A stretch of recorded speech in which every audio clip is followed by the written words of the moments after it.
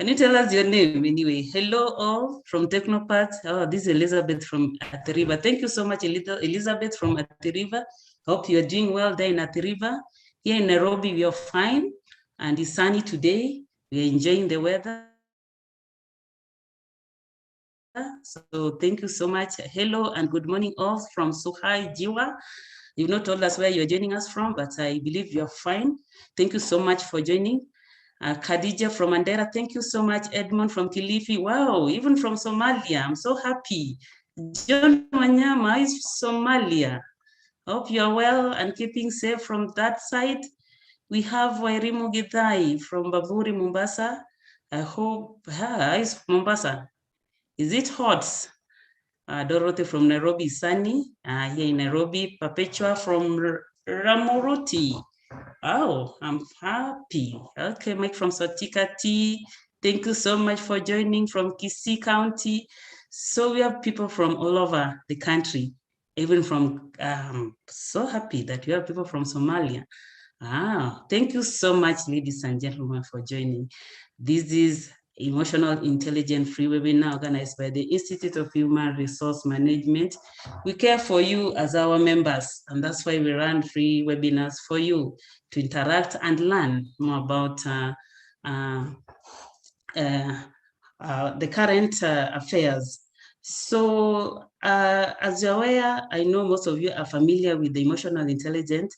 It's the ability to understand, use, and manage your own emotions in positive ways to relieve stress. Actually, personally, if I want to relieve stress, I listen to music. I love music. And at times I dance. After that, I'll be myself. So that's how I release my stress. I don't know how you do yours. It also helps to communicate effectively, empathize with others, and also overcome challenges and diffuse conflicts. So I'm happy that we are holding this, we are having this today. And as John Mayer and Peter Salovey said, the emotionally intelligent person is skilled in 4 areas: identifying emotions, using emotions, understanding emotions, and regulating emotions. So here today, we have trainers who have qualified in that area, emotional intelligence area, and they're going to take us through emotional intelligence. And before that, allow me to welcome our head of communication, corporate communication, Irene Kimashia, who is going to give a welcome remarks. Irene, karibu sana. Irene, if you can hear me. Yes, thank you. Yes, I can hear you. Thank you so much. And good morning. I could hear people indicating where they're joining from. So I slept in Nairobi, but this morning I'm joining you from Mombasa. I arrived this morning on assignment, but mine is going to be very brief this morning, is to really welcome you to this session on emotional intelligence in partnership with Profiles International. We have Vicky Karoga, who is going to be speaking to us. We also have Derek Banga, who is also going to speak to us, experts in their own rights, and we have interacted with them in different forums in the past. And so we're excited to have them. I'm glad the number continues to grow. We are headed to 200. So we hope that majority of them will also join us in the course of this session. Greetings from our Executive Director, CHRP Puresh Abdullahi, who is currently on an assignment at the Parliament Service Commission and could not join us, as well as our National Chairman, who is also engaged elsewhere. They send their regards and they wish us well in this session. A little more about the session we're going to have today. We've had several trainings on emotional intelligence, but as we get into the year 2022, we desire that we enhance this program in terms of a certification program. And I'm sure Vicky can share a little more about that, as well as have it a lot more in our training sessions, and Milka can confirm that this is one of the popular programs that we have. So we hope that you enjoy the session, that you learn something and you apply it in your place of work, and that we look forward, even in the new year, in the new CPD program, in the new certification program, for you to join so that we can learn about emotional intelligence. I was reading over the weekend and they say persons who are emotionally intelligent have better chances of being successful in life than those with a higher IQ. So are we overemphasizing, IQ as opposed to EQ? How can we find a balance? What different forms of intelligence are there? What is emotional intelligence and what is it not?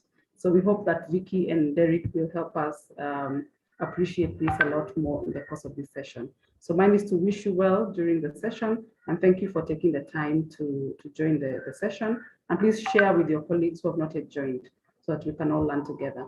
So thank you, Derek, thank you, Vicky, and back to you, Milka. Thank you so much, Irene. I hope you are doing well there in Mombasa. And I can see Terry from Nairobi CBD. I like the CBD. Yeah, we move from CBD, but your CBD. How is CBD doing, Terry? I hope you are cool and you are ready for today's session. So as Irene said, we have Derek and we have Vicky Karuga, who's going to take us through the emotion of today's session. And as you can see, Derek is ready there for us. Derek, you're most welcome. Delegates, allow me to welcome Derek to take us through the session. Karibu sana, Derek. Asante sana, Milka, and good morning, everybody. From wherever in this great land or this great nation you are joining us from. Indeed, I can see we have a few people who are also joining us from across the borders. So you're very welcome. I'm here together with my colleague, Vicky Karuga, and we are delighted to be able to take you through this session, which is going to be slightly different from perhaps what you might have expected, but I don't want to steal anybody's thunder. Vicky, I'll allow you to give your introduction. Thank you, Derek. Thank you, everyone, and thank you, IHRM, for, again, this opportunity to partner with you once again and have this conversation around emotional intelligence.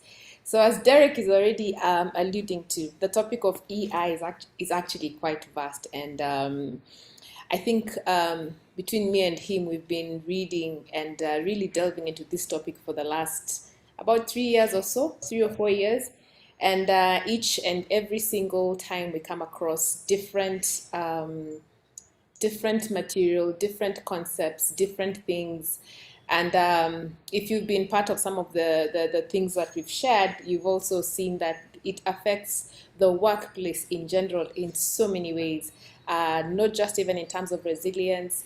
Now it's a huge factor when it comes to the well-being of institutions, as we now know that that's a big thing, especially when we talk about what is now the new order of work.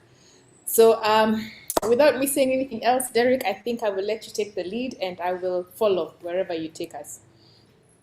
All right, thanks, Vicky. So in the spirit of emotional intelligence, I know some of you have already begun to engage with us in the chat. This is going to be hopefully an engaging seminar, but tell me, what animal did you wake up as today?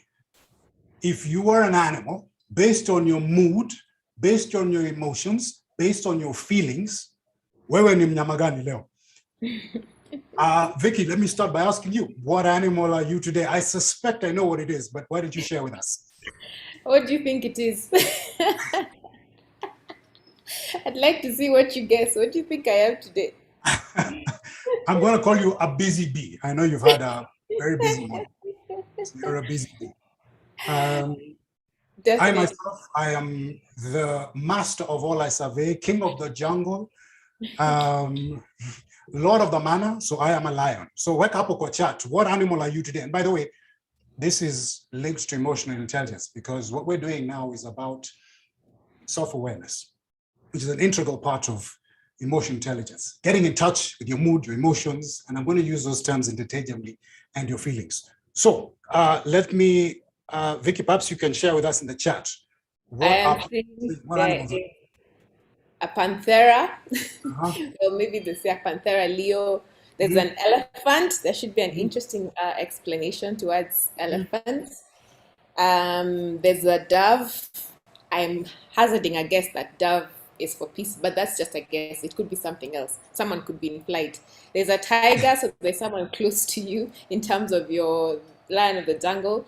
There's a giraffe. maybe they're feeling big picture today. I don't know what tigerless is. I know tiger from Winnie the Pooh. I don't know what that means. I feel like a sloth. What is a sloth? Well, we have a butterfly, a cheetah, butterfly, rabbit, badger, tortoise. Someone woke up as a tortoise, but in the past 3 years, they've been a busy bee. So we have a whole lot. We have an eagle. Wonderful. We even have a porcupine. Oh, wow. Okay. Awesome. Porcupine. Okay, fantastic. So as I said, that's just a good exercise to do every day. You can take it in many forms. Ask yourself what animal, what weather pattern are you? What did you wake up feeling? I think for a lot of us, getting in touch with our emotions and our feelings and naming them, we're going to talk maybe a little bit more about that during this session, is actually one of the signs of emotional intelligence. You cannot deal with an issue or a problem or a challenge, and not necessarily that all emotions are strong, but you need to be able to name them and expand this emotional vocabulary.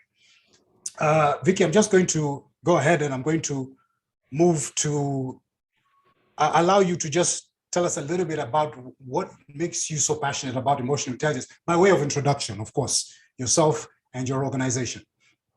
Yeah, so Profiles International is actually a company that does a lot of psychometric assessments, again, awareness, and a lot of programs on the area of emotional intelligence.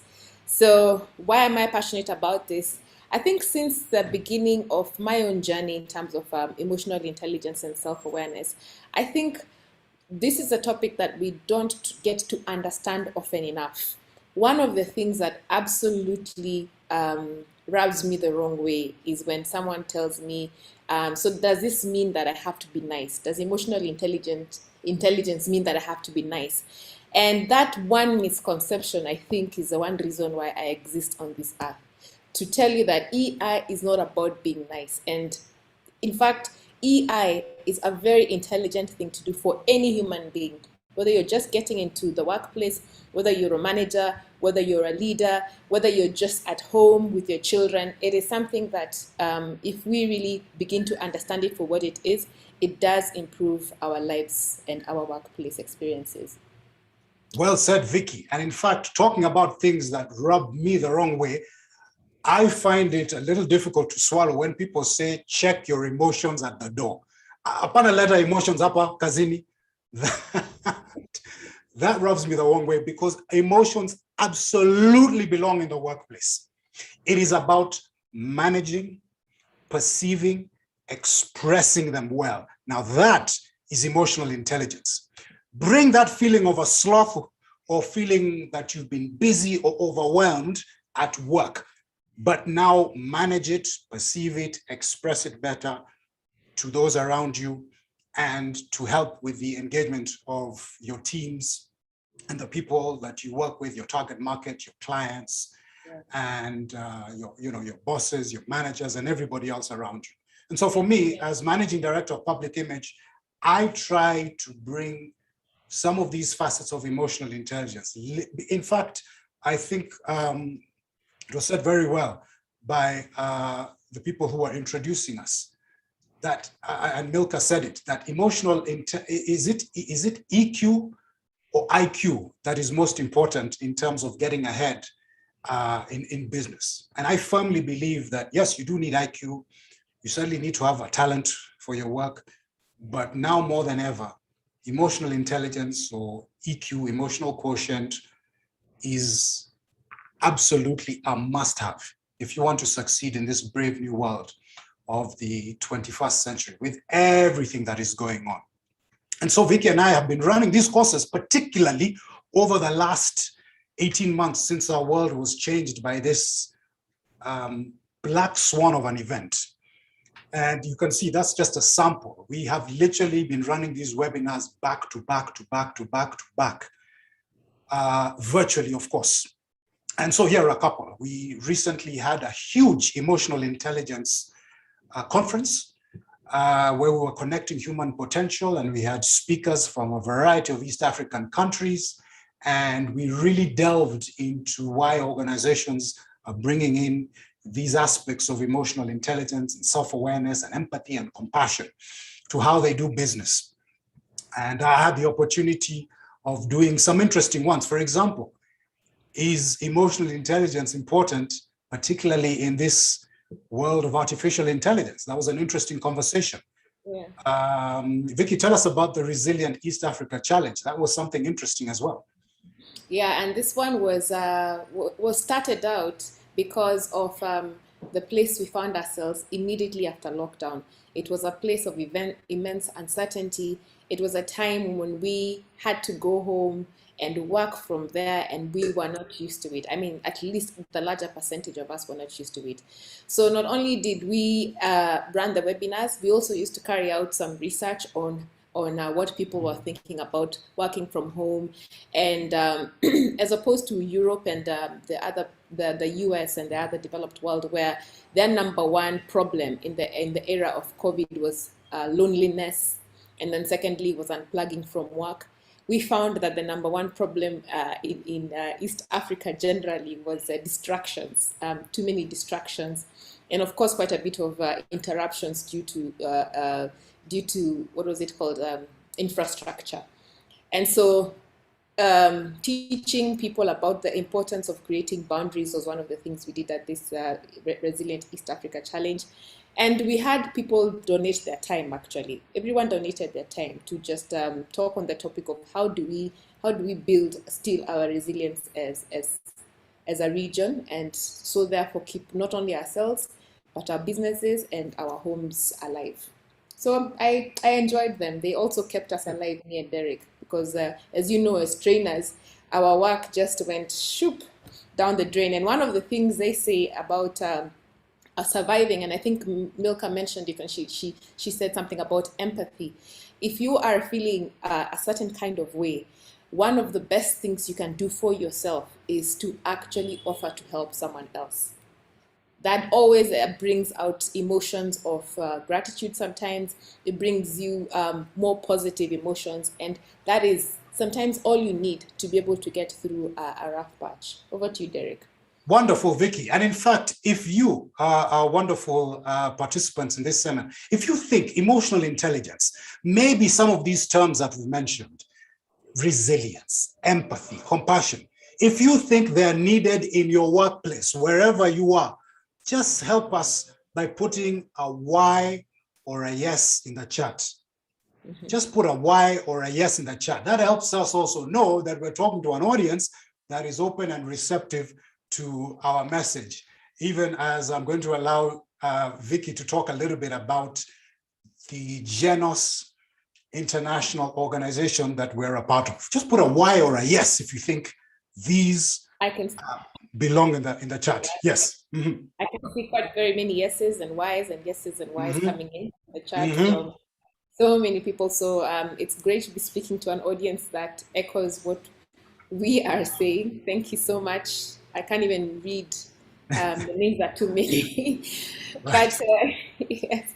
So let me talk about Genos. And one of the reasons why I introduced Genos and we introduced Genos is so that the audience that we speak to can understand that when we speak about emotional intelligence, we're not giving you our opinion.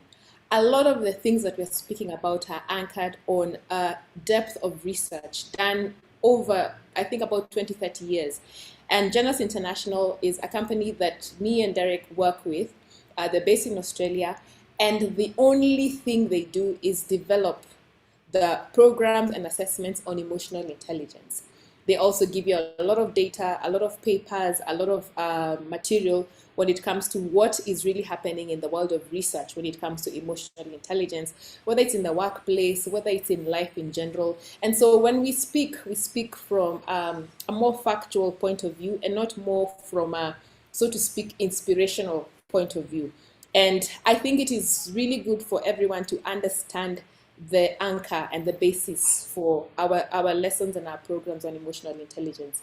So Genos have won one of the top assessments in EI 4 times in a row, the last one being last year, as well as being recognized by the foundation for the father of EI is called Goldman, isn't he?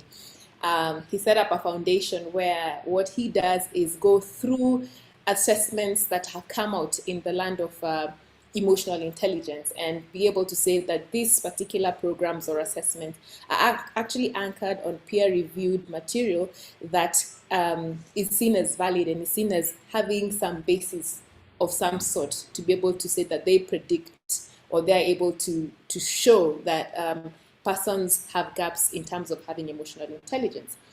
So with that, I hope you're comfortable with us being your EI practitioners and facilitators for today. And in fact, speaking about genos, there is a model of emotional intelligence that I can proudly say I think is the gold standard in terms of looking at how we can improve our EI. And you know what, feel free to take a screenshot of this.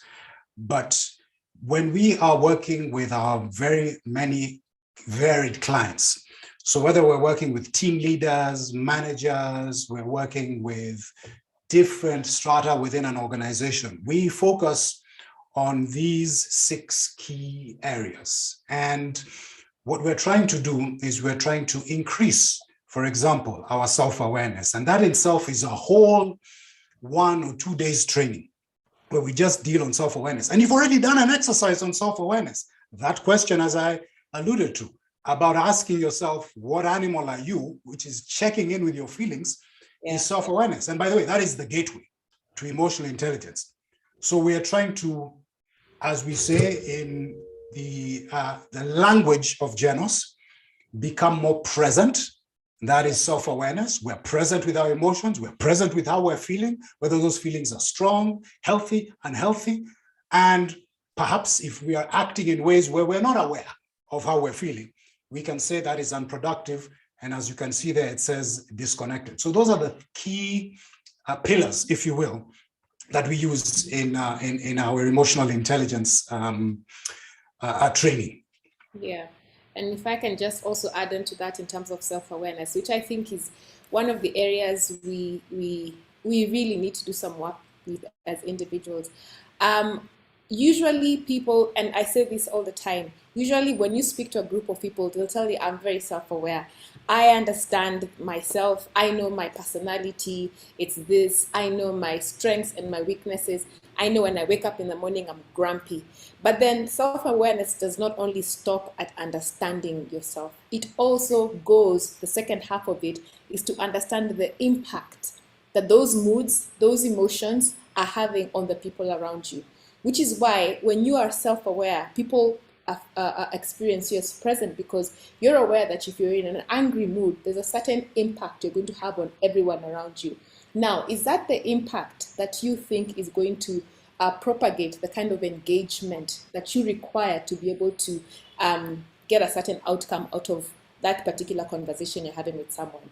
So I find it necessary to always say self-awareness and understanding the impact of your moods, your emotions, your personality, your strengths, your weaknesses on the people around you is very, very critical towards growing your EI. And in fact, this even goes beyond your teams. These apply to all facets of your relationships, with your partner, with your children, with the church elders. It doesn't matter who it is. It is about increasing these areas and becoming a genuine person, an empathetic leader, a more expansive parent, a resilient team member, and so on and so forth. By the way, speaking of engagement, I want you to help Vicky and I out. Now, this is something that may or may not relate it to emotional intelligence, but nevertheless, we need your help. And here's what I'd like all of us to do. Now, it's going to require a little bit of physical activity, but stay with me. I would like everybody, wherever you are, Juba, Mombasa, Nairobi, Kisumu, I would like you to stand up wherever you are. Just, you've been on your seat, maybe you've been in webinars since morning, you need to take a break or something, I don't know. Simameni, stand up wherever you are. And I wish you could turn on the cameras to see people standing up. So hopefully you are standing up.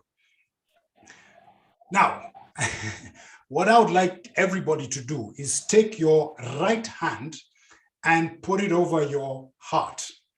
I have to say the right hand, because if I say take your hand and put it over your heart, sometimes people take their left hand and put it over their left chest. It is the right hand over your left chest, okay? So hopefully you can all see me like this. Now, the next one is I want you to do this and be very careful wherever you are, in your office, at home. Hopefully you're not in your car, but wherever you are, I would like you, with your hand still on your heart, to turn around slowly. Be careful. Don't knock over the furniture, but I want you to turn around slowly. So, turn around. Wonderful. I'm going to assume that everybody is doing that. Now, one more instruction. And again, be very careful with the furniture, the layout of wherever you are, at home, in the office, wherever you are. Take one step forward. Take one step forward. Okay, that is it. You guys have done the heavy lifting. Thank you so much for your participation. We will see you all next week. No, of course, it's not over. As you have a seat, here is what I would like you to take away from that activity, that no matter what happens over the next hour or so, that Vicky and I are going to be engaging you. I'm hoping you are going to say these things. Those people got us on our feet. I did. I got you to stand up. They touched our hearts. I made you put your hand over your heart. They turned our lives around. I think I did make you turn around. And they got us to move our lives forward. So there you are. Got you on your feet, touched your heart, turned you around, and got you to move forward. So no matter what happens from now on, even if this conversation goes downhill, you can at least safely say that we have achieved that. We got you on your feet, we touched your heart, we turned you around, and we got you to move forward. Okay, thank you very much. Just a little bit of engagement in this world where we are permanently sitting in front of these screens. Let me see. I can see the comments here. Nice one. Nice one. That is a good expressive exercise. Bravo. Asanteni sana. Yeah, feedback is always great. Mm-hmm. Now, question for you. How many of you are going hybrid? How many of you are going hybrid? Either you're going hybrid, you think about hybrid, or you're in hybrid, you're not sure what's going to happen, particularly as we go into 2022 in terms of your working situation. Or are you fully going back to the office, or is it going to be fully working from home, or is it going to be hybrid? Wake up or chat tuone. Vicky, what are people saying? They're saying we have been hybrid, currently hybrid, we're going hybrid. There's Carol saying she's fully working from the office. Judith, we are on broader hybrid. Francis, fully back to the office now. Fully hybrid, fully back to the office. Hybrid, working from the office, hybrid currently, back to the office, hybrid and office, hybrid, hoping to remain hybrid, fully back to the, fully working from home. There's also fully working from home, again, blend of both, back to the office. I think we're seeing quite a bit of hybrid. Yeah, I think no matter where you are, even if you're fully back to the office, something might happen. I don't know. There'll be a spurt or something, and then we'll be told, you guys work from home. So there is this sort of, even fully back to the office is not a permanent situation. Things might change like this. Wouldn't you agree? And by the way, check out these headlines. Vicky, I don't know if you're familiar with this. I mean, I've been seeing a lot of this. As we're now going into year 2 of this change in our world. There's an increase in this anxiety, fear, uncertainty. We're not quite sure. I don't know. Is that the sentiment that you're getting when you deal with your clients? Hello, Vicky. Yes, sorry, I put myself on mute. I think no there's quite a bit of uncertainty in terms of hybrid, and some of the comments I have gotten was, how do you implement hybrid? How do you ensure people are working? I know there's management objectives, but how do you get to really connect with your teams when you can't see them, and sometimes when you can? The people on the ground as well sometimes don't get it right. Instructions sometimes are not what they appear to be. work is changing, objectives are changing, goals are changing. Teams are also finding that sometimes they're getting into silos more often than not, especially people who work together in a similar style find it easier to now go into the hybrid way because of the uncertainty, we fall back to going to somewhere more comfortable where we can be able to travel through this uncertainty together. I mean, you're absolutely right. It doesn't even matter if you're fully back to the office or you're fully working from home. These things are things that all of us are going through. And by the way, if you're feeling these or even more than what we've put over there, put a Y or a yes in the chat. You know, we're not quite sure with this COVID. Mara, there's it's gone down, then spike in cases.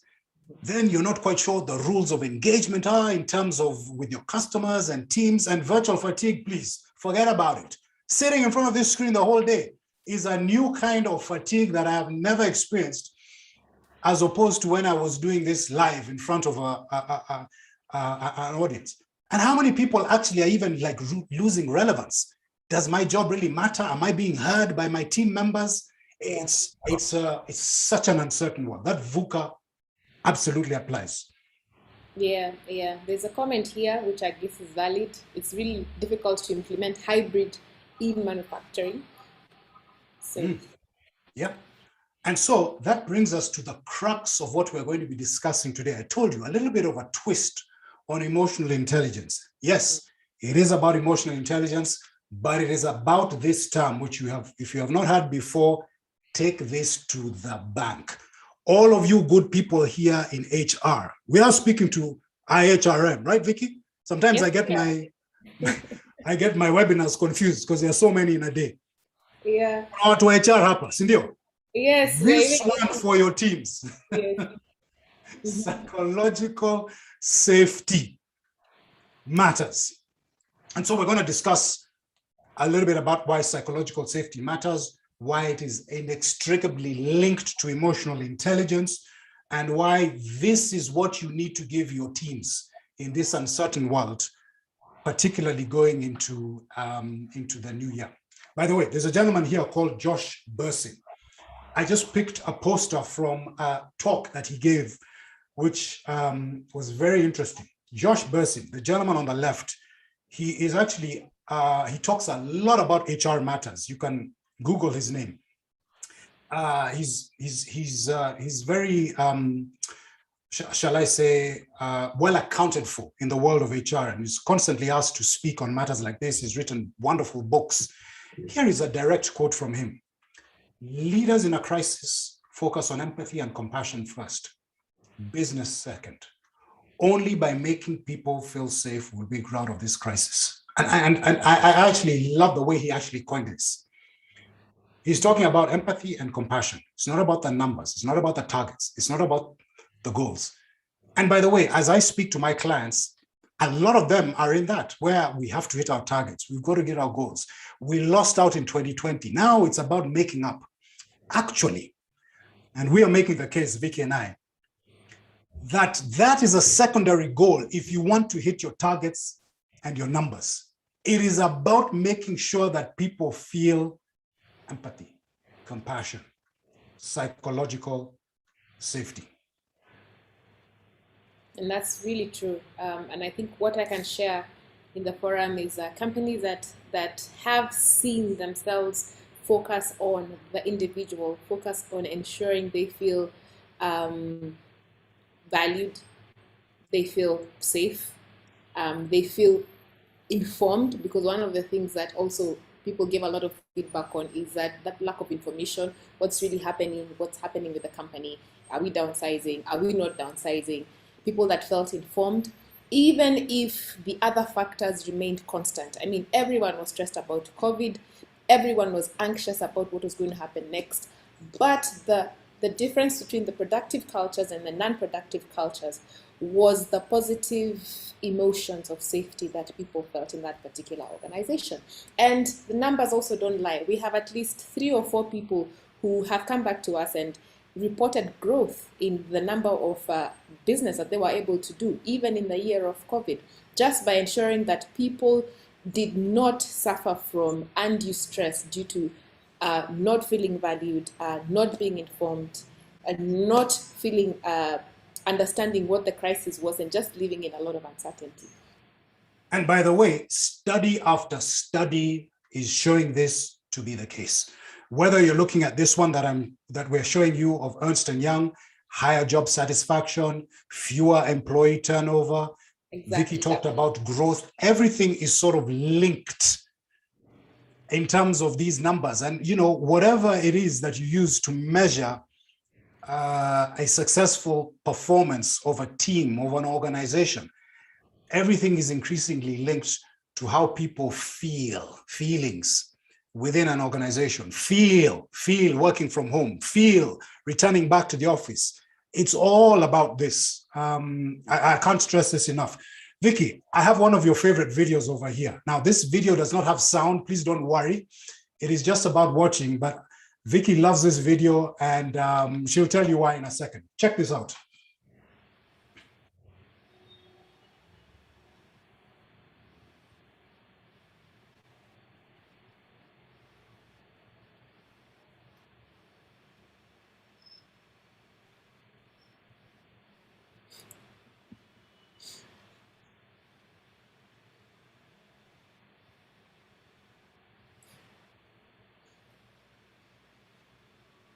Haya, kama huyo ofisini, weka yes ama y kwa chat.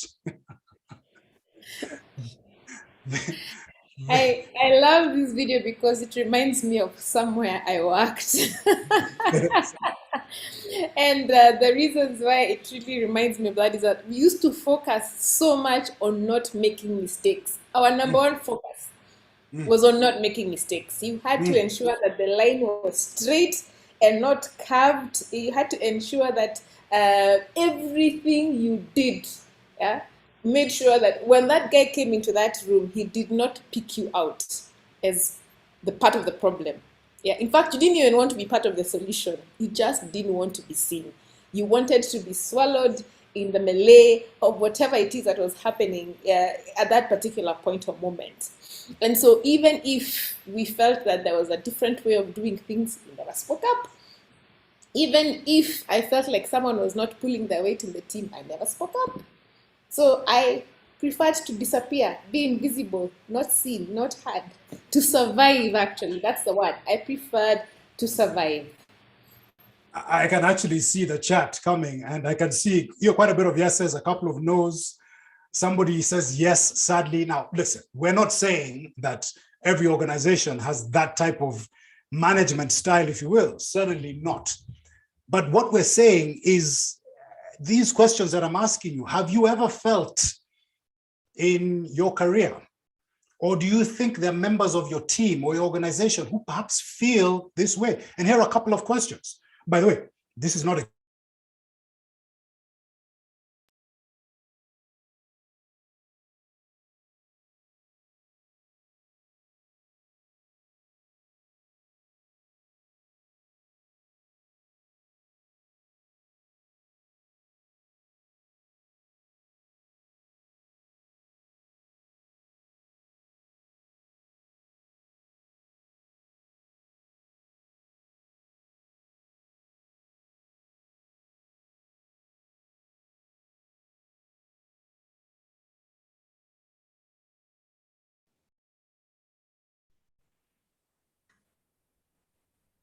oh dear, did something happen?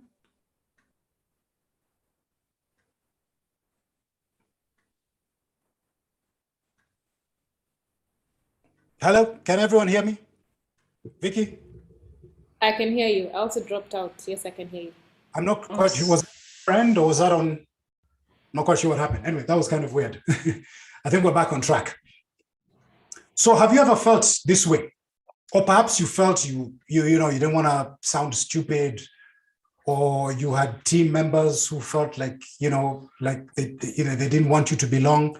Have you felt any of these things in terms of your organization? Or perhaps do you think that there are members of your organization who feel this way? Vicky, have you ever experienced any of these? Yeah, definitely. I have not asked questions because of fear of looking stupid, fear. Yeah. Actually, I've been in all three situations. Of course, not Yeah. at the same place, but in different experiences in my life, definitely. So, And from the chat as yeah, go well, ahead. saying that, I mean, we're getting people from the chat saying yes, Yeah. yes, Yeah. especially when the answer may rub shoulders. Yeah. That is not something, yes, all three situations. I find team members feeling this, that's something new. Yes, all three situations. Yeah. Yeah. Or there may be members of your team who feel that way. You know, it's interesting. There was a very interesting. It's actually very well known. You can find out about this. You can actually Google it because it is from Google. So Google set out. Let's see if I can move this forward. Set out to find what was the mix of the perfect team. So you can imagine a huge successful organization like Google. What makes a team successful? What are the ingredients to make a team perform at its best? So, of course, they use their vast resources. They're all over the world. They did extensive research and assessments and every tool available. And they came up with a very interesting result, that it didn't matter who was on the team. It was not about personality. It was not about background. It was not about gender. It was not about skill. Do you know what they found? Vicky, I'm going to let you tell us what they found on their study. They actually found out that team members wanted to know that they made an impact and that their work was meaningful. So that was the fifth most important thing for a team, for any team that felt it was productive. So they wanted to know that their work mattered and that they were creating an impact. They wanted their work needed to have personal meaning to them. So even as a team member, I want to get personal meaning from the work that I'm doing. The third thing was that the structures and the clarity when it comes to goals, plans, and clear role playing were very, very important.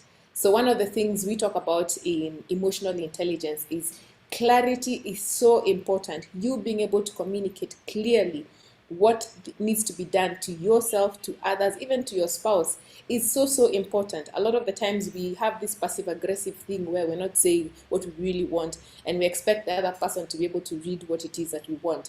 That causes a lot of negative emotions, which means that you're more likely than not going to make decisions based on these negative emotions. So number two was dependability. People wanted to know that the teammates were reliable, that I could ask Derek to do something and that he would do it back. But even more than that, they needed to know that their team members could be vulnerable in front of them and that they could be vulnerable back. And I think the reason why vulnerability is so important is that even if today I was going to show up with Derek for this particular presentation, and he knows I'm reliable as heck, he knows Vicky shows up, but things can happen. But we need to have that kind of vulnerability-based trust that knows that my intention is pure and my intention to make it here is really important. But creating that psychological space where team members are able to feel safe to then take risks and be vulnerable with each other was actually the number one factor on why some teams are more productive and more meaningful than other teams. Vicky, I love the way you connected all of these to emotional intelligence traits. And that word keeps cropping up, feelings. How do people feel? How do you, and by the way, we'll get into it. Is it all about feelings? I mean, do you just run your team on feelings? How do you feel? I feel like this today. Okay, sawa. We will find out if that is truly what psychological safety is. But it is about a greater meaning at work. And the number one there is psychological safety. In fact, the definition of psychological safety, which is not my definition, this is Amy Edmondson, who brought this to the forefront. She's a Harvard professor. She's the one who coined this term. She's the one who said that it is safe for interpersonal risk taking, a sense of confidence that will not result in rejection. A team environment of respect and interpersonal trust. I mean, I don't know if this is resonating with all of us who are part of this conversation. And this is a fantastic book. Pick it up. And by the way, Amy Edmondson, she gives a lot of talks. She's on YouTube. She has TEDx talks. So she really delves into this topic, I think even more than perhaps we will have the time to go into. But here's, I'll give you a sneak peek into one of the things that she was talking about here, particularly when she talks about interpersonal risk taking, and where people are not, they don't want to be embarrassed, they don't want rejection, they don't want punishment. Here's a clip. It's about 3 minutes, so please just hang in there, but it's worthwhile listening to her explain it in her words. Amy Edmondson, everybody. What is interpersonal risk, and what's the significance? So interpersonal risk at the lightest level is the risk that people will not think well of me.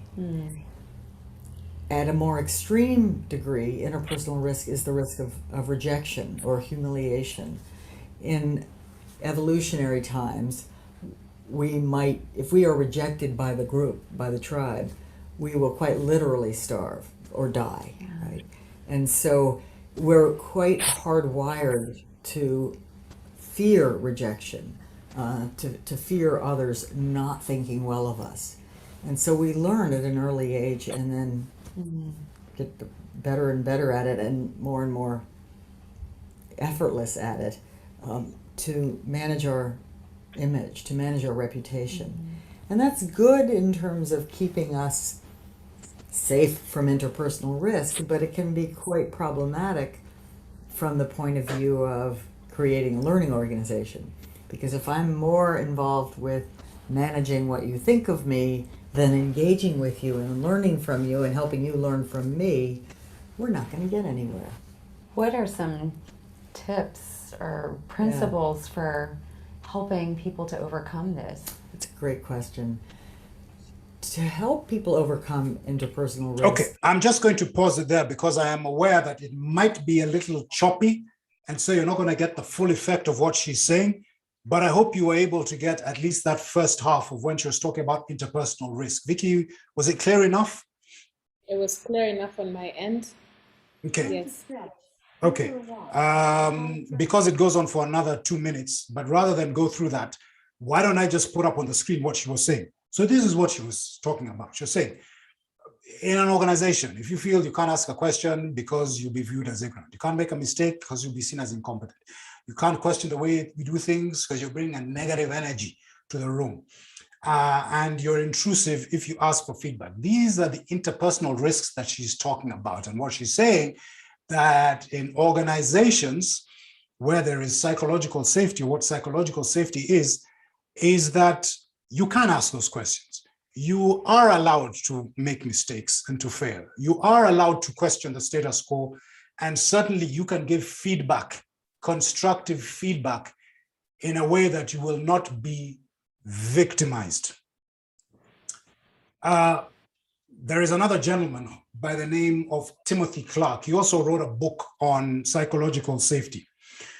And he says, where you cannot be yourself without social, political, economic, or an emotional cost.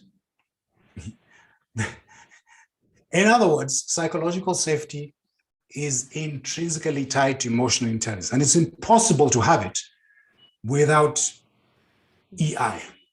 Vicky, what are your thoughts?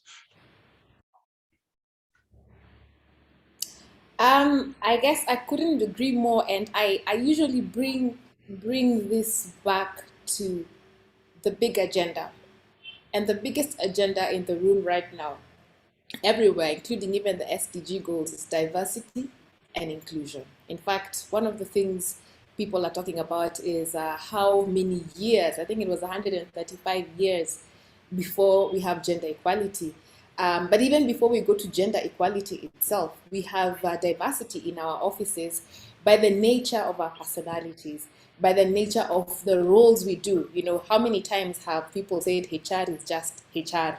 and is not really relevant to what business does. And when HR tries to represent itself in a business case, part of the problem comes when HR cannot present itself without feeling ridiculed, without feeling like they have to have some sort of emotional cost because they're trying to represent people. How many times have you been told that you're just coming to tell us the nice soft things, that, and where is the bottom line for the nice soft things? So such comments then have ensured that some of the things that you can benefit from, very simple things, for instance, about even how do you create a more positive or workplace by doing a lot more of team building activities, not the one-off, but the one that has, every single month or 2 months or 3 months. And everyone thinks that that's not really relevant, and they call it like you want us to be going out to do this and this and that. That means that the person will never then be able to come up again and share something as simple as that with the team. And it is something that definitely has an impact on the bottom And by the way, line. as HR, don't you want that for your team? Don't you want your team to be able to come to you and tell you, this is how I feel. This is how somebody within the organization might be treating me or something, if there's something underhanded going on. Don't you want that? Don't you want that kind of feedback from your organization? But Vicky's, then is psychological safety about accommodating all feelings, accommodating all thoughts, accommodating how everybody feels. By the way, I feel like I don't feel like coming into work today because I feel like that. Is that what it is? No, I don't really think not. so. And in fact, I like what one of our colleagues says about psychological safety, because sometimes we create psychological unsafety because we are not psychologically safe within ourselves as well. So we have things that are bothering us. We have things that we might be aware of or might not be aware of that are making us make certain decisions. For example, being Mr. Nice Guy, we love harmony. We're being a nice guy, and we're not aware of the fact that we love harmony. We don't want to upset people. So when it comes to calling out bad behavior, which is important in terms of putting together and sustaining teams, we're not going to call it out. So we think that psychological safety is about creating niceness. It's not about creating niceness. It's not about sacrificing standards for the sake. It's about, again, how do you put across that message effectively, with the understanding that you need to do it with such grace that it leaves the person who you're giving feedback to intact, and at the same time allows them to grow or to be able to attend to whatever it is that needs to be changed or needs to be sorted out. So it's not about, again, accepting all ideas as equally valuable, because it's not about consensus.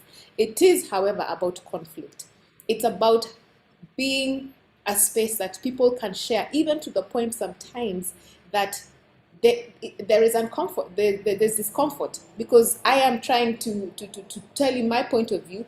I understand that you need to hear it. I don't know. I don't think that your idea is less than mine, but I know that we are going to engage in this intellectual conflict, as the slide says, and we're going to fight it out until we come to an agreement on the best way forward.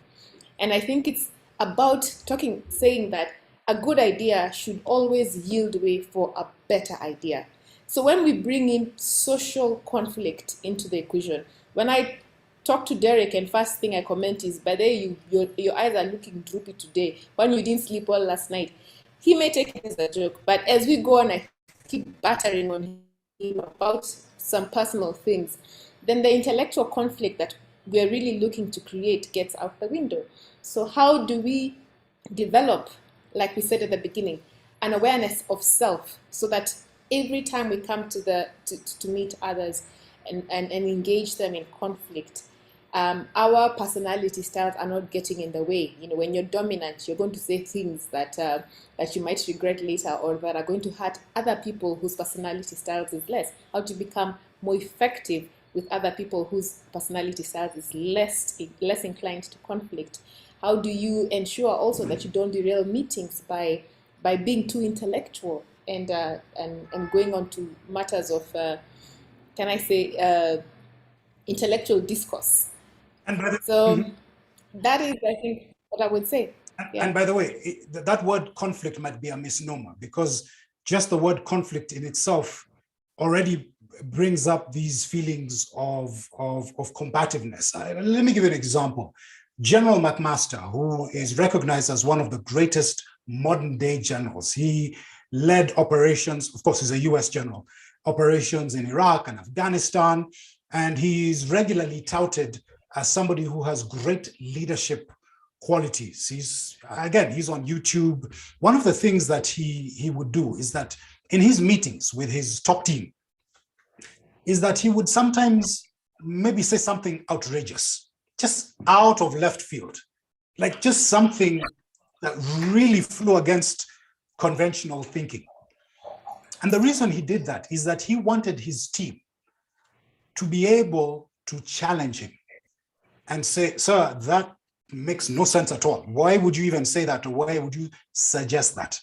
Now, he didn't want a situation where there was conflict between him and his team, but he wanted his team to be able to give him constructive feedback, which is why I like feedback rather than conflict. It was about you being able to challenge and say, that is not a good idea. And I love what you said, Vicky, about leading to better ideas. And if people don't feel free to be able to speak up, then because they don't feel that it's an environment where you can speak up and not be victimized, then that's where I think organizations fall short. So it's not about social conflict, but it is more about productive intellectual conflict. All right. I'm going to take up. Yeah, go for it. There's a story behind why the word conflict is chosen rather than feedback or discussion, because sometimes the feedback or discussion can have a connotation of harmony. And once you put harmony into the picture, then we start being nicey, hi Derek, how you doing? Yeah. I think that. And so we want people to go beyond that. We want people to actually look at ideas, and especially in these changing times where you're moving from your 5-year plans to 3-year plans to 1-year plans and possibly to 6 months plans. So you want to really hear the rest of the team. And you want someone to stand up and say, hey, listen, you guys aren't listening to me, rather than excuse me, or even someone point out, what do you have to say? And I think that's where the idea of using the word conflict came from, so that it will be a bit uncomfortable. Yes, sometimes it even has to be a bit uncomfortable for you to really get the best of the ideas. Excellent point, Vicky, and thank you for pointing that out, why that word conflict is so important. Now, I just want to take a little bit of a break. I feel like we have been talking a lot. There was something weird going on, so I don't know if we lost some people. Hopefully everybody is on board. But just if we are connecting, resonating with you, if you feel this topic is important, again, just let us know. Put a Y or a yes or tuko pamoja, just something in the chat that lets us know that we are on the right path and you're not multitasking, which I know is what tends to happen during sessions like this. Vicky, what do people think? Tuko pamoja, together, yes, yep, pamoja, tuko pamoja, resonates with me, we're on the same page. Then there's Amos who says, Derek, most people fear giving feedback out of fear. And when we talk about constructive feedback, so that's a question for you. Pamela is asking, what's the name of the US general? Maybe you can type it on the chat. And then there's 100%, 100%, yes. Tuko pamoja. Tuko pamoja from... So we haven't lost everyone. We're still together. All right, Vicky, did you want to answer that question now, or do you want to wait until the end? Just the name of the general. Oh, the general is McMaster, General McMaster. Let me have a thing here. We spell his name. Okay, and what about the other question, Vicky? Did you want to answer that? The question was it a question or comment? Most people fear giving feedback out of fear. Okay. Dan, you have also Ndani. Okay, so I think it was more of a comment there, no? But if it was a question, just elaborate further, and we will certainly hopefully answer it as we go through this session or at the end. Okay, guys, we just want to move on a little bit more, just to change just a little bit in terms of what we're doing. If you can grab a pen and paper, well, you don't have to, but it would help. And what I want you to do is to bring to mind someone who made you feel psychologically safe. So on that piece of paper or whatever you have in front of you, maybe you want to type on your computer, just write their initials as you think about this person. Think about how this person engaged you, how this person made you feel. It could be in your present place of employment, former place of employment, but somebody, as you understand this psychological safe definition, you sort of begin to think of them. And as you think of them and you write down the initials, I'm going to ask you a series of questions, nothing too, onerous, but you are going to rate this person based on these series of questions. Now, the rating scale is right there in front of you. If they are better than everybody else, then you score them a 5. If they're absolutely the worst, score them a 1. If they happen to be average, score them a 3. And the 2 and 4 will follow sequentially or logically. All right, so the rating is 1 to 5. 1, the worst; 5, the best; 3, about average. These are the questions as you think about this particular person. Question number 1. Oh, all 3 of them came up. No worries. Question number 1. This person would typically ask people for feedback on their behavior, and not necessarily just their behavior. They would ask feedback after they gave a presentation, ask feedback after a meeting, ask for feedback in general. So now you're going to score that person on a scale of 1 to 5. I have my board here. So on a scale of 1 to 5, if I think about my ex-boss, I am going to score them. Now, of course, these scores are between you and your maker, but I'm going to score my previous boss a 5 based on first question. They were really good in asking for feedback. Okay, question number 2. They looked at different perspectives on a situation. It was never my way or the highway. So if there was some issue going on, they viewed it from different perspectives, maybe even from other people's perspective. If they were good at that, 5. If they were the worst, 1. If they were average, 3. I think you get the gist. And then the third question is that they really encouraged people to speak up, to express themselves. In fact, we talk about emotional expression. That's one of the topics that we talk about, how to emotionally express yourself well. So score them on a scale of 1 to 5. Okay. You have those scores. Those are your scores. You don't have to put them into the chat. These are just between you and us. There will be engagement in the chat based on this question. This is the question. As you have rated that person, do you remember how this person made you feel? And by the way, the top 3 words that come to mind right away, as you immediately think of this person, what are the words that immediately come? You don't even have to think hard about it. Wake up or chat. Let's see some of those words. The words to describe. By the way, you're not describing the person, you're describing how this person made you feel. So it is about how you felt. Was this the psychologically safe person or the psychologically unsafe person? No, this is the psychologically safe person. Mm-hmm. How would you describe how you felt being around this person, engaging with this person, talking to this person, working with this person? Anything coming into the chat? Special, needed, valuable, caring. We do have terrible, but I don't know, maybe they got the answers wrong. We have accepted, important, valued, diligent. Don't worry, be happy. Wonderful, wonderful. You're incredible. Right. Willing to change, appreciated, I mattered. Yeah. Oh, fantastic, fantastic. Awesome, guys. Now, one more question. And, you may or you don't have to put this in the chat, but if you are moving into a challenging environment, so for example, I think we can agree the environment is challenging now, what we're going into, hybrid, working from home, not sure, COVID rules, what. how would you feel working with them? So 10 is the best. Man, I would feel this person would have my back no matter what. 1 is I would rather go alone. And of course, then you can use whatever numbers are between there to signify how you would feel. I'm actually using the word relaxed, but how would you feel working with them on a scale of 1 to 10? Anything coming in? We have a 10 and a 9, 10, 9, 9, 10, 9, 9, 10, 10, 9. Yeah. So rate 8 as well. There's 8. Yeah.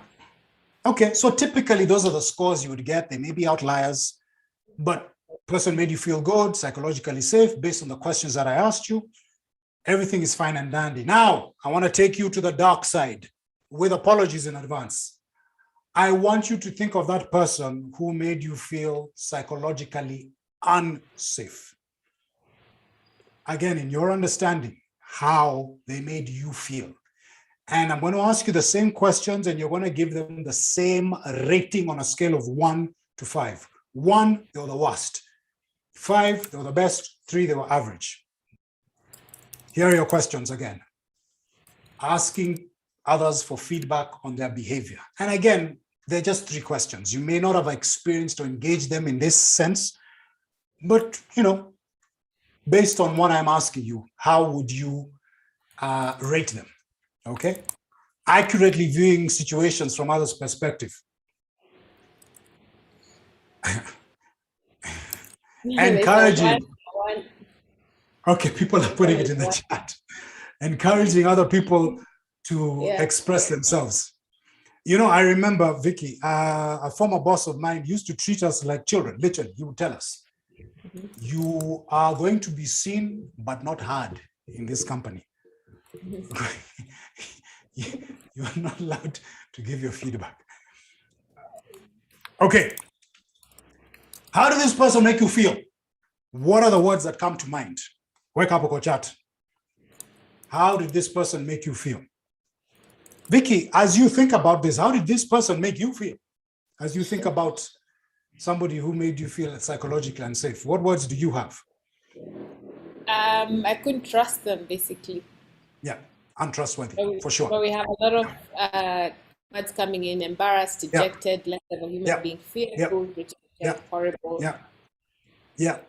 And by the way, let's hope you're not this person making members of your team, or if you're a team leader, making your direct reports feel this way. Now, final question. Thank you so much for sticking with me. We'll do this a little differently. The idea of working with this person in a challenging environment, but instead of giving a score of 1 to 10, I thought it might be fun to become a little bit more creative, which is emotionally intelligent, is use colors to describe. So on the far right is red. It's actually more of a burgundy. But red means this person made you feel the worst. Absolutely, literally see red. Blue, it was great working with them. And then yellow is in between. So which of these colors? Red is extreme worst. Blue is the best. Red. All reds. Red all the way. Red. Yeah. So Vicky, what does this have to do with emotional intelligence? Vicky, I will let you take this away. So now that we have the color red, which I think gives us some sort of alert every time we see the color red. The way we show up to people, the way that we speak to them, the way that we even engage in a banter for ideas directly affects the way they feel. So if I'm talking to Derek over here and I choose to tell Derek, hey, I'm loving the red that you're wearing today. And by the way, could you send me the slides for yesterday? So I've already affected the way that Derek is feeling. He's now feeling appreciated. And once he feels appreciated, that will affect the way that he will engage with me. So I could choose to put him in a position where he feels like he wants to second guess himself. Was that red really necessary, Derek, really coming to this webinar? Anyway, can you send me the slides? So I put Derek in two different positions. One is where he's starting to doubt himself, to ask, oh my goodness, what is she talking about?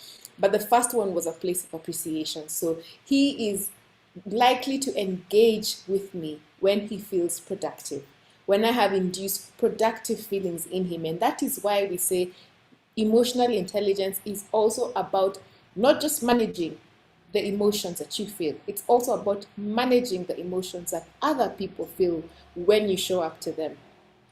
And how other people feel affects how they engage back to you. And that impacts everything about the outcome of that relationship. So And that for Derek, showing up, by the way, is how you speak, your nonverbal communication. I'm going to talk about emotional contagion in a second. You can ask for that report and say, could you please give me the report that you're working on? Or you can say, leta hiyo kitu bana, mbona umechelewa? And that's you showing up. But you're showing up in a way that immediately affects the other person. And by the way, it can affect them consciously or unconsciously. And that changes that engagement. If I feel that you don't talk to me with respect in an organization, if I feel that you don't value me, then obviously the way that we communicate with each other, the way that we engage each other is going to be affected. Sorry, Vicky, I think I may have cut you off. What were you going to say?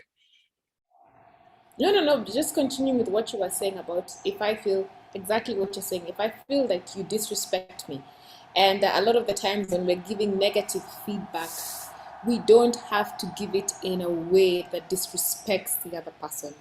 We have to maintain that respect between the other person while effectively being able to give that feedback, because the outcome we want when we give feedback is for someone else to change. It's for someone else to do something that pushes a certain agenda. Yes, Derek. And by the way, that's the definition of emotional intelligence, is how we show up. And we can show up in ways that are productive. We can show up in ways that are non-productive. We can talk in ways that are productive. We can talk in ways that are non-productive. We can communicate productively. We can communicate non-productively. And if I show up in ways that are non-productive, then maybe the people around me don't feel psychologically safe.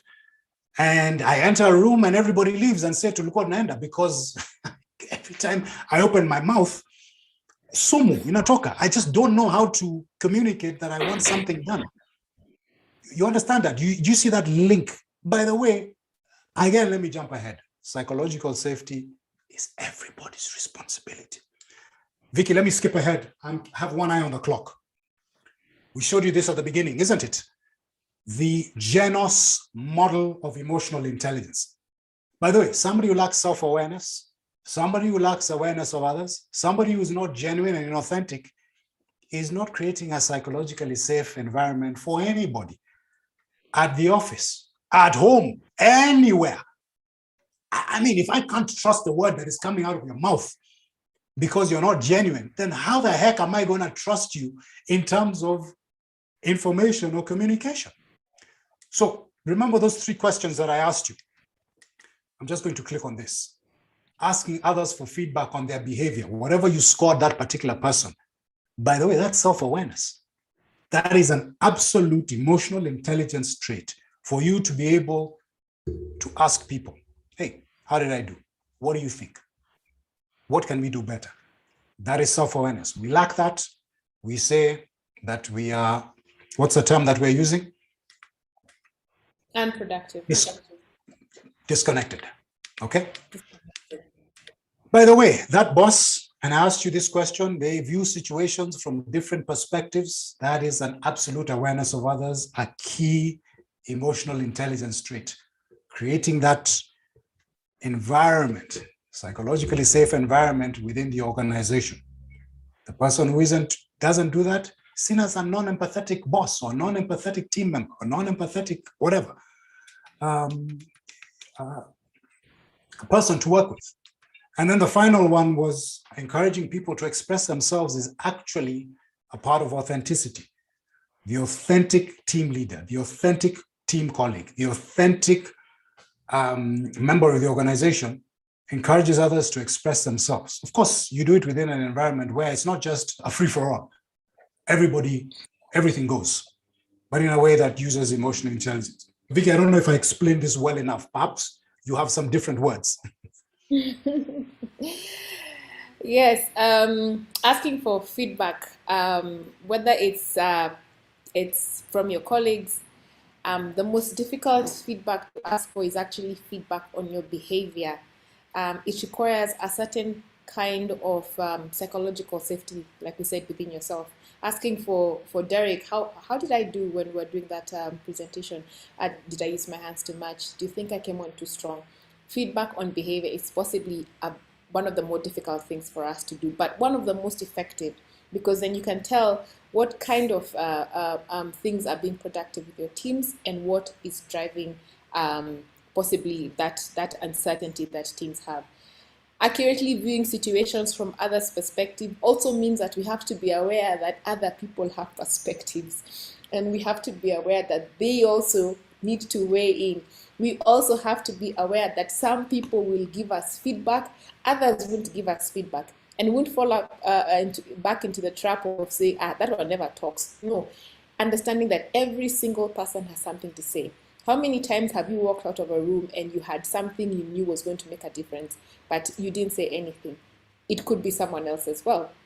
It could be someone that you have not given the opportunity. And in this day and era, people read widely. There's Google. There's so many things that people are doing on LinkedIn, learning, whatever it is. They're gathering a lot of information. Why shouldn't you be part of the team that is getting access to this information? Because we can't all read everything that's out there. We're in the knowledge era where everything is about knowledge. We no longer need to have degrees. We can get little bits of information everywhere as a team. And then authenticity is key, because if we want ourselves to be taken as we are, then we should be willing and we should be intentional about also encouraging others to be taken as they are. And that also calls for some sort of awareness about our emotions, our moods, and awareness of others, so that then we're also encouraging them to speak freely, to express themselves, and to give their ideas, because there is trust in the team that allows you to speak without feeling like all those things you said, ridicule, not part of the team, everything that we've talked about. By the way, good members of IHRM, can you share with us in the chat if you think you do well in these areas? You have self-awareness, you have a keen awareness of others, you are pretty authentic. Do a quick self-assessment. By the way, we're assessing your emotional intelligence. Put a Y or a yes in the chat, just to let us know that we're talking to a group of emotionally intelligent HR practitioners. Work a Y, am a yes. Or if you feel maybe you need a little bit of work in that area, don't put anything. Why? As we move ahead. Otherwise, coming in, Vicky. No, we have a Y, we have a Y, we have a one Y, we have a yes, we have a Y, we have a one Y, we have a yes, we have a Y. We have more Y, work in progress. We have 2N. Right. So let me just skip ahead. What we do here, Vicky and I, what we've been working on, particularly over the last 18 months, 2 years, is running these assessments for organizations like yours, for varied teams, large teams, small teams, big teams, medium teams, assessing how team members are bringing particularly this area of psychological safety.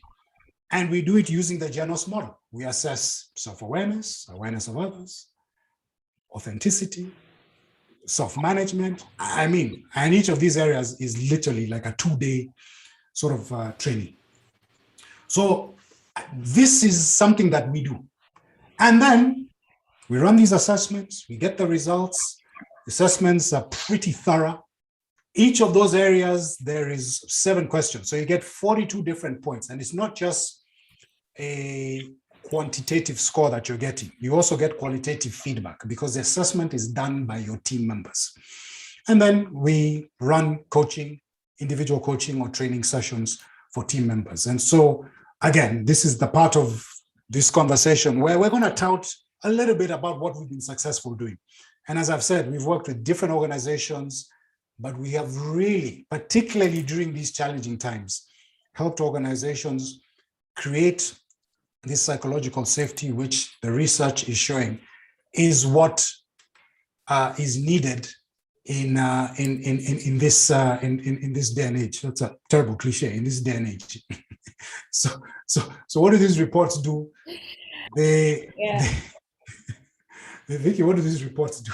Sorry, I think I need to take a sip of water. I actually have there's a question on the chat, on the other panel's chat, and someone has asked, how do you give feedback to a team that always feels attacked and overly defensive when you give them feedback? And that's some of the things we actually unearth when we come to some of the things that you may be doing without perhaps knowing it, that is not allowing you to connect meaningfully with the people you're giving feedback. So a big question when you find that your team is not really receptive to your feedback, they're feeling attacked, a big question is on what are you doing? Have you asked for feedback around the team on what is being effective when you give the feedback, what's not being effective when you give the feedback? It's difficult information to get, because I mean, you're the leader, and sometimes we feel threatened by, not at times, I mean, I know I feel threatened going to ask someone a question about my particular leadership skills. I feel threatened. It takes a lot of courage sometimes even to ask, or sometimes a very strong why. If something really went wrongly, then I want to know what the problem was. But what Genos does is that it gives you this information without people having to tell it to your face. So you have an objective assessment where people can key in the feedback for you and give you leadership gaps that you have that you can then work on. And then you can begin to understand, why is it that my team is feeling attacked or feeling sometimes overly defensive when I communicate to them in a manner that I think, because it's all about perception, in a manner that I perceive is really effective towards whatever it is that I'm looking towards. I hope I've answered that question on what Genos assessments really do. And the personalized development tips. So everybody will obviously get a report that is unique and specific to them. And then we also give you this workbook that has personalized tips for you and what you need to do. And they range the gamut from getting enough sleep to being more compassionate to strangers. And I mean, it's really insightful, because what we're trying to say here is that things like empathy are what are making workplaces successful. In fact, this is from that Ernst & Young report. I just took a screenshot of it.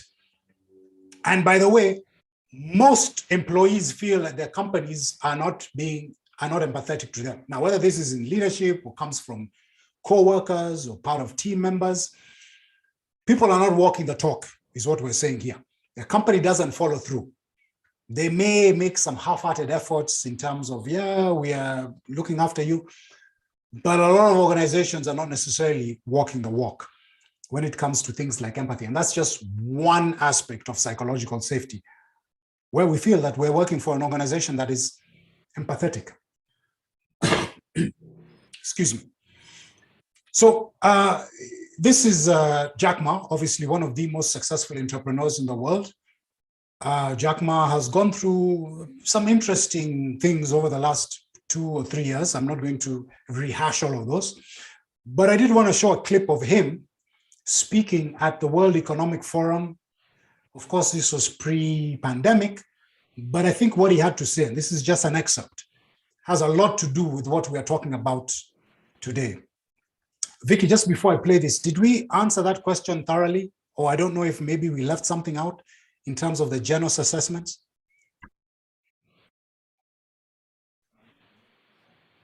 Vicky?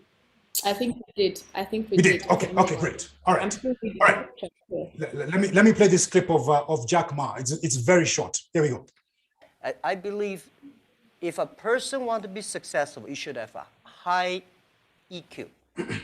But if you don't want to lose quickly, you should have a high IQ. But if you want to be respected, You should have high LQ, the Q of love.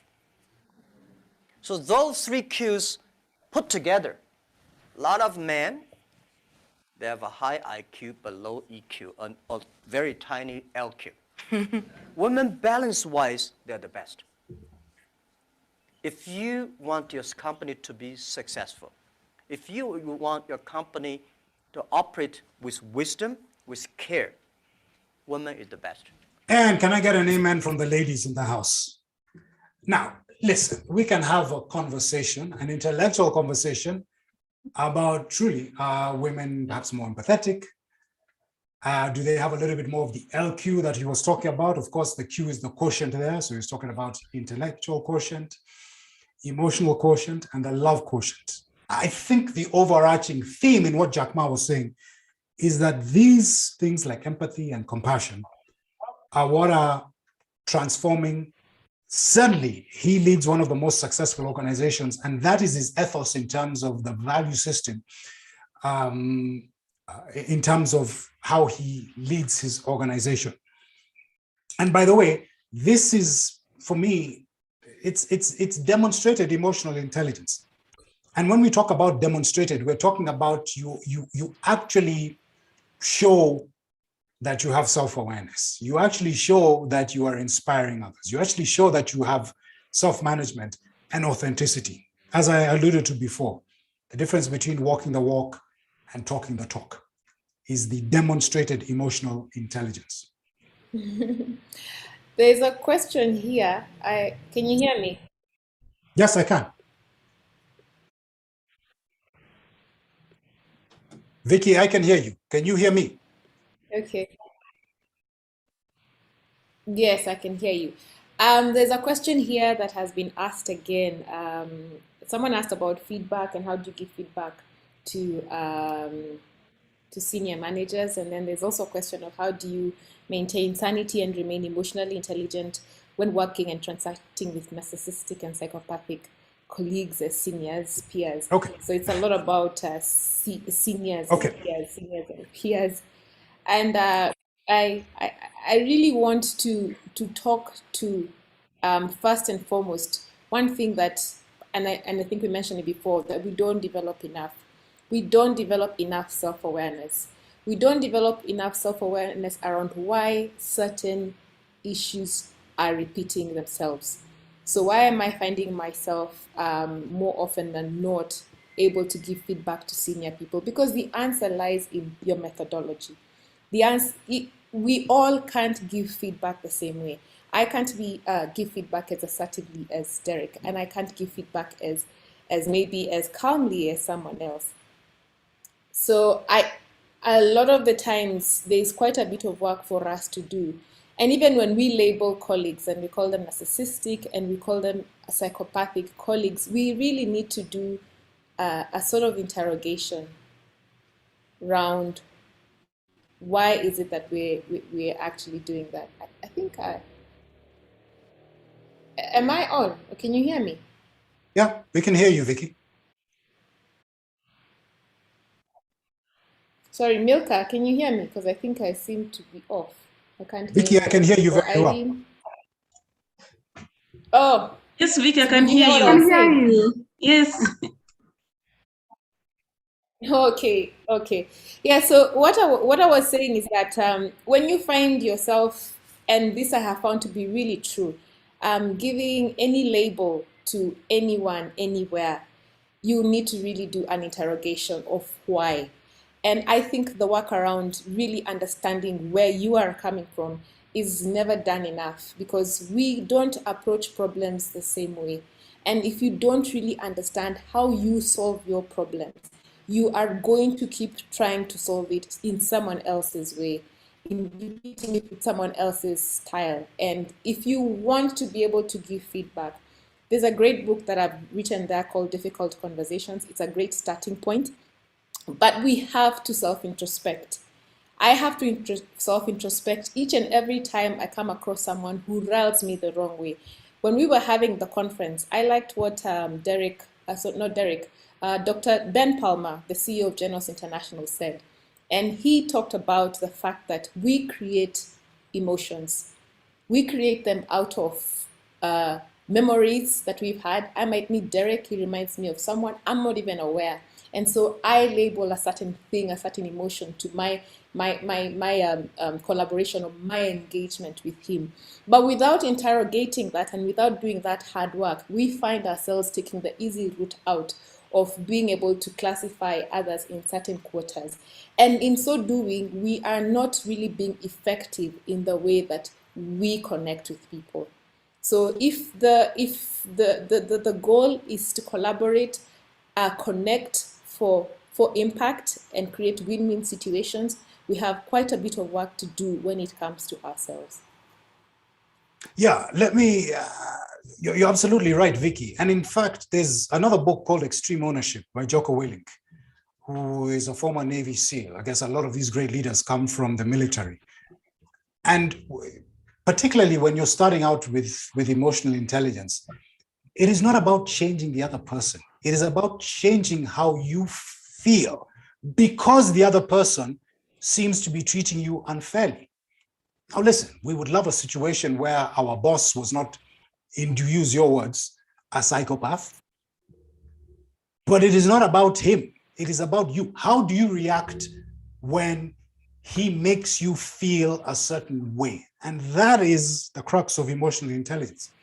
It is about managing those sometimes difficult feelings, those feelings that are unproductive, they're hard. And how do you manage them? Do you take them out on somebody else at home? Maybe you're psychopathic to somebody at home because you have a boss who behaves that way to you. So you have to find, the term is in itself, intelligent ways of dealing with those strong feelings. Absolutely. We would love for him to change, but change starts with you and how you feel. And that is that extreme self-ownership that I'm talking about. It's about, I'm responsible for my feelings. I'm not responsible for the situation that put me here. It's not what happens to you that matters, it's how you deal with it. I can't change the pandemic, but I can change how I react to the pandemic. I can't necessarily change my boss. I can react in a different way. And by the way, that might change him in return.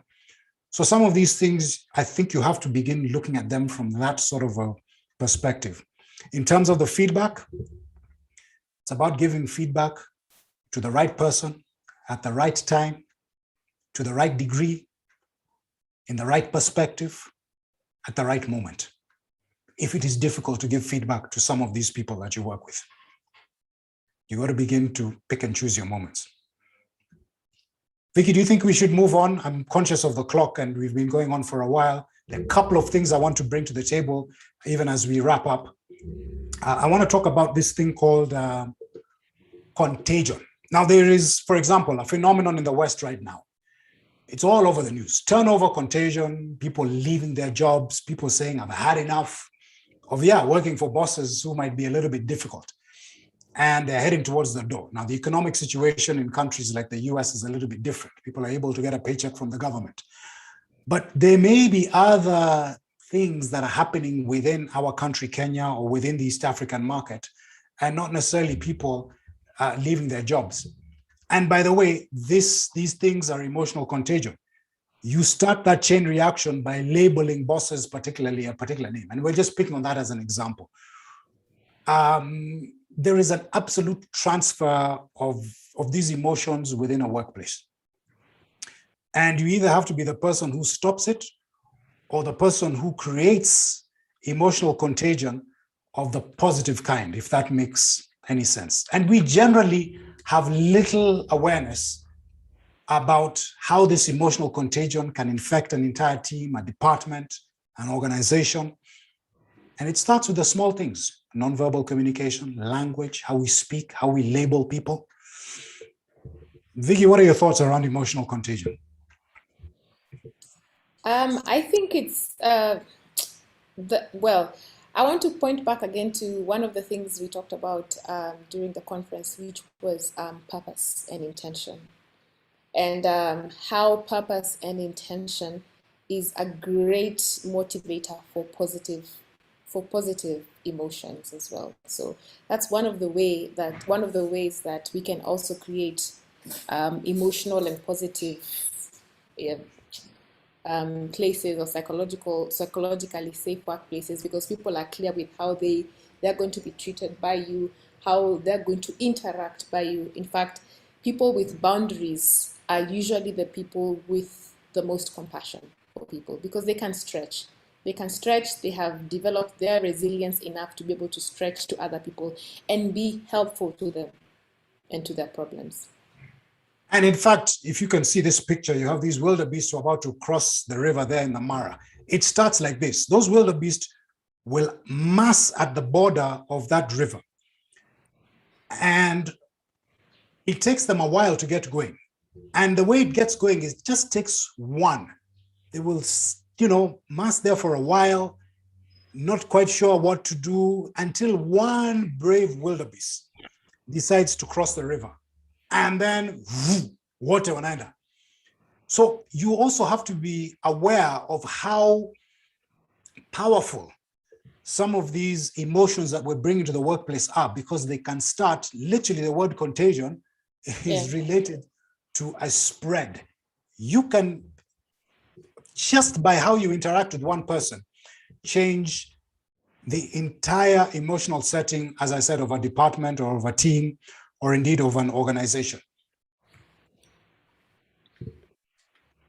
Okay, guys, so what are we saying here? I said it before, I'll say it again.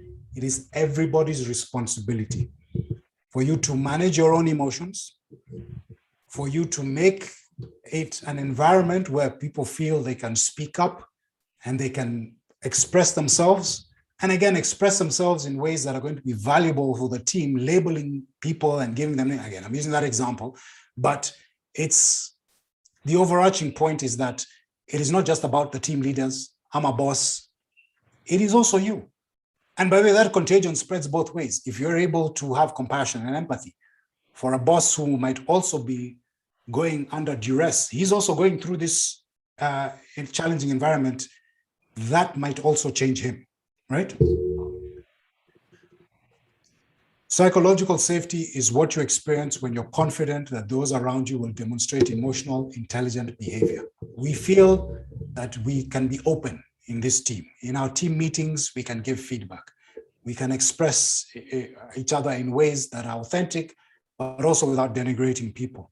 That is the overarching psychological safety. And by the way, the ramifications can be disastrous. To wit, Boeing 737 MAX 8. I think we may be familiar with this particular plane. Why?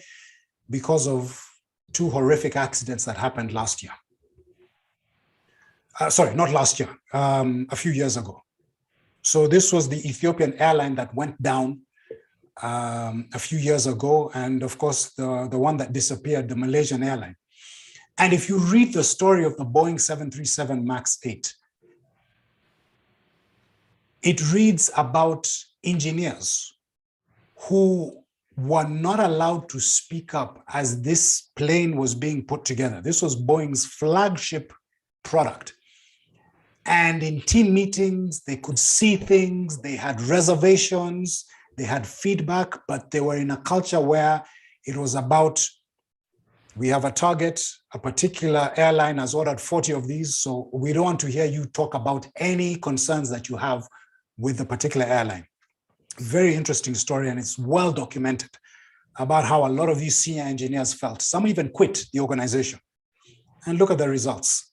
The needless deaths of thousands of people, or hundreds of people, simply because people, as they were building this plane, were not in this environment where they could challenge the status quo. I kind of see the chat in the back. It looks busy and I can see a lot in there. Are people asking questions or giving feedback? Well, there's questions and there's feedback. How do you let employees know that they too have a responsibility of ensuring psychological safety?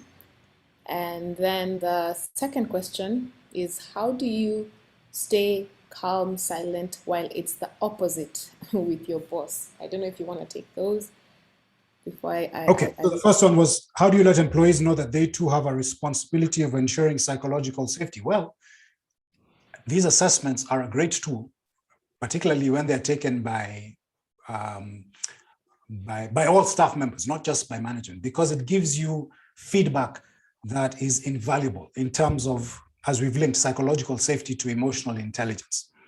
And by the way, yes, the tone is set by the leadership. The leadership sets the tone by saying, this is an environment where everybody has a say in terms of how we run this particular company. I'm using that language. How do you stay calm or silent when it is the opposite with your boss? To me, expressing yourself in a manner that emotionally intelligent is not about fighting fire with fire. I understand it. Your boss yells at you. Now, that makes you feel a certain way. How can you deal with those particular feelings? If I feel angry because my boss has yelled at me, I can take that anger, maybe pause for a second before I respond, take a break, leave the building, respond in an email, which is a little bit more measured as opposed to going toe to toe. There are no black and white answers here. What is clear, however, is that there are certainly better ways of handling difficult situations like that, where somebody's style of management is yelling at you. Yeah, and giving feedback is always very important. Yep. Because it's not about staying calm and silent throughout. You could stay calm and silent during the ordeal because obviously it's not going to yield anything. But you must also understand how you're going to give back that feedback, because sometimes people are also not aware of some of the things that they are doing to create a certain mood or emotion, and they get very, very shocked to understand that their outbursts are causing untold harm to you and the team. Yeah, it's about giving feedback at the right time, to the right degree, at the right place, and the right choosing. So that kind of feedback would be invaluable to somebody who perhaps might be unaware that this is how they communicate when they're speaking to their team and it's not productive. So there's a question, I think, or comment from Antonina, who says, what responsibilities do employees have in relation to the subject? Sometimes it looks like all problems at the workplace is the HR's fault. How can the executive or organization take care of HR as well? Vicky, do you want to take that? Yes. I think you mentioned it in the first instance. The tone at the top obviously has to be set. What I have found works is that you have to sell the program and show the effect, not just the feel-good effects of what is happening. Oh, by the way, this means that the emotional well-being of people will go up. But why?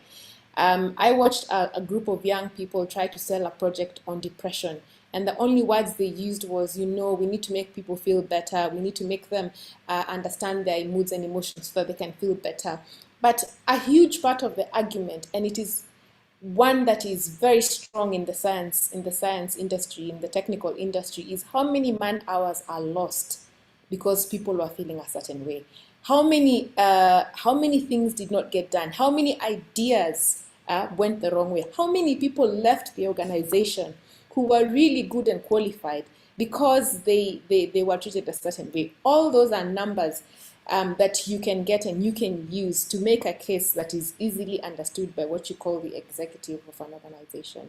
So we must also understand there are metrics to even what we're talking about, and you can find them online. You can reach out to us. We can give you some of them. And these metrics quantify the effects of not having psychologically safe organizations as well. And they therefore make a case even for business. Or why do we need to develop such organizations? And by the way, there are a lot of sort of proactive techniques that you can use, particularly in some of these challenging situations that people are putting in the chat there. Things outside of work, what you eat, mind-body connection. So whether it's yoga, meditation, exercising, watching your diet, a lot of these things, practicing compassion with other individuals, so that when you are actually in the heat of the moment and somebody's face is here and they're yelling at you, it doesn't affect you the same way as it affects somebody else, because you've already kind of laid in place some ways to channel the way that person makes you feel. So, you know, there are also some of those things which are all part of the emotional intelligence training that we do, which are important, so that you can deal with real-time scenarios, so to speak. There are two questions on the Q&A. I think one is, how does one deal with emotional contagion created by unions, as they tend to make management appear negative even when they present factual data on why a situation may net result in better terms for the employer? And then the second one is, how do you handle as HR, considering some leaders refuse to hear the complaint over intimidation and coercion by teams in order to foster emotional well-being of the team, but instead feel as though HR is discussing them behind their backs? All right, Vicky, I heard the first one, something to do with union. I didn't quite hear the last two. You said emotional contagion created by unions. Yes. Wow, that's a very sort of specific type of thing. Let me see how best I can answer that. I may have to think about that for a while. I mean, if you take the unions out of it, emotional contagion can be caused by any set of circumstances. I think you need to also recognize it, recognize that how our brains work. There is something called the amygdala hijack. We haven't talked about that today, which makes us feel a certain way and perhaps leads us into unhealthy emotions or non-productive behavior.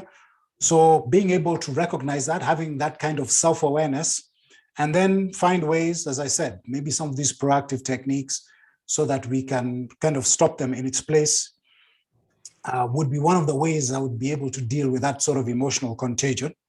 I didn't quite get the last two, Vicky. I would also like to add something about the emotional contagion thing. Sometimes you also need to understand where your strength is and where it's not. If you're not able to convey a situation with the same emotional, emotional influence, be able to influence other people's emotions, you should consider getting someone who's better at it, who's able to sway people in a certain way. That's also being intelligent and knowing what the outcome is desired, and knowing that you will probably communicate facts and tell people, while what you're looking for is someone who can be able to be expressive enough to people that they understand what they're saying, because the other side is appealing to the emotional part of a human being. I think that's one of the things I could add. Yeah, and I think not all organizations are black and white. There are also a lot of positive things going on within organizations. If you just focus on the negative, spend more time focusing on the positive things that are happening, the positive aspects of leadership, the positive things, and creating that type of emotional contagion to counter perhaps some of the negative one. That might be something you might want to do. All right, okay. Vicky, we have to, just because of time, I had a video. I'm not quite sure what video this is. I put it in. It is about a case study. Very short.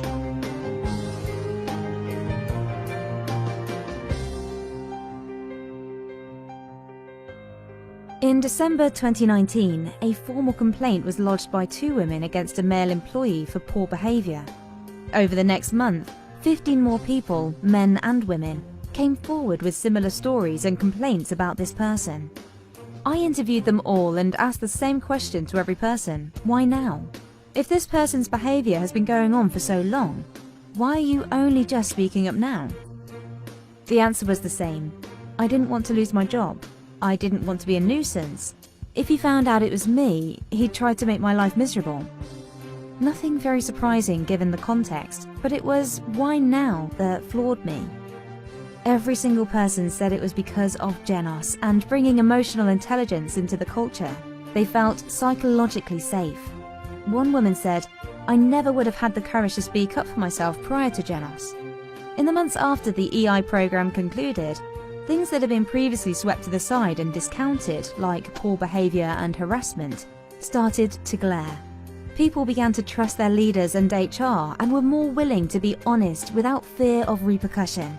I hope that is helpful and timely, given the importance of EI and psychological safety. Okay, so that's just like a small case study. I think it reiterates a lot of what we are talking about. I want to go back and talk about a lot of this starts with assessments.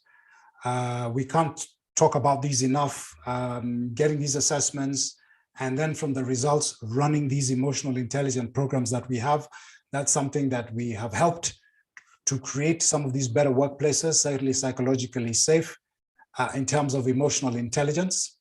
And there are just a list of some of the programs that we run. I'm not going to go through all of those just because of time. I did have a clip again, and this is the last one, I promise you, of an event. Now, this event is a hurricane or a tornado, if you will. Now, I don't know if anybody has ever experienced this, but one of the unique features of a tornado or hurricane is that as the winds are swirling around the outside, the center of the hurricane or the tornado is actually an oasis of calm. Take a look at this. There's no sound here, so you just have to look and see. So that's now going into the, and then oof, all of a sudden, there's nothing in there. It's all calm. And this was a plane that was actually flying. So it flew through the storm, then it comes out in the center, and then it will start going through the storm again. Okay, now, this is an analogy of what might be happening in a lot of these organizations, or some of these organizations, where it looks like there's a lot of turbulence on the outside, okay? Your job is to create this center of calm, this oasis of emotional reasoning, of self-management, of resilience, of awareness of others, even as the winds are swirling around us. And I promise you, this is something that all of us can do. Vicky, did you want to just add something? I don't think I can add anything Okay. to that. Okay. In the words of the late, great Maya Angelou, people might forget what you said. Some people might even forget what you did, but how you make people feel, that is something that people will not forget. And I think that is a really fitting encapsulation of this whole conversation that we have had today. And so with a few minutes past 1 o'clock, I want to say thank you for your involvement. The chat, I've never seen a chat that's been so busy.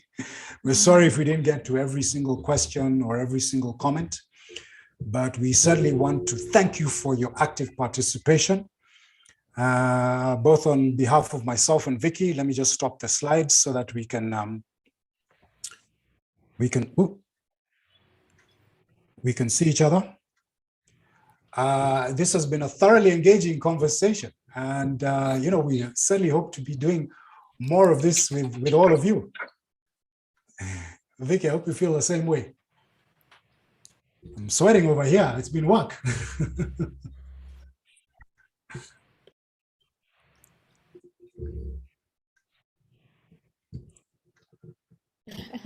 Definitely, Derek. I think It might be a little slow. That's fine. That's fine. Yes.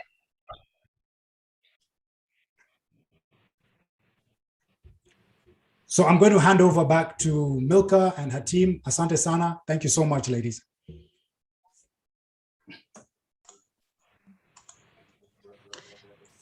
Wow. Thank you very much.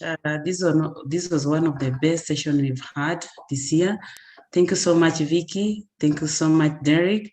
I believe delegates have learned a lot, and I would love to know how delegates or members view me as Milka. I would love to know. If they can do it here, I'll take no offense, but I would love to know. So thank you so much. I can see feedback from members. Thank you very much from Christine. Please share the recordings, and I would like to go through it again. I believe Vicky and Derek will share the presentation. Can you please confirm that for members? Will you share the presentation, Vicky, Derek? You will share the presentation? Yes, yes. Okay, thank you so much. So members, our speakers have confirmed that they'll share the presentation. So as soon as we get the presentation, we'll share with you. That was so enlightening. I can see Miriam, please share recording now. Thank you for the informative presentation. People are really appreciating your presentation, and I'm glad that you nailed it. You did so well. Indeed, emotional intelligence is not only managing oneself, but is also showing up to others. It is not about me, I, and myself. I've personally learned a lot. Psychologically, safety is for everyone's responsibility. So it's not only my own responsibility, but for everyone. Thank you so much. Thank you, thank you. I've also realized that I've learned that some people may spend many years or even a lifetime not understanding the depths of the emotions. So it's good to understand. I hope from today's sessions, we are able to understand our emotion. I believe there are no more questions. Vicky, I believe you you've answered all the questions. Allow me to read. Okay, IHRM, I've not been getting the presentation. We'll share with you, Christine, don't worry. We'll share the presentation from Lillian. Thank you, Milka, for being a great host. Thank you so much, Lillian, also for joining us. Thank you, everyone. Thank you, our speakers. I would like to express my appreciation to the two speakers, Derek and Vicky, for the valuable contribution to the webinar. For the last 2 hours, actually we started at 11:09, so it's almost exactly 2 hours. And my deepest gratitude goes to all who attended this webinar. And I believe that you will leave this place feeling empowered and positive. So allow me to make 2-3 announcements. We are having HRKSG Summit next week in Mombasa. You are all invited. Please book and attend. Don't miss. This is where we are going to meet. It's like our last conference. I know we had one in October. This one coming up in November this month, yes. So please make a plan. We also have Lebalos coming up next week, 22nd to 26th here in Nairobi. We also have change management coming up, and change management and transformation coming up 1st to 3rd of December in Nyahururu, Panari.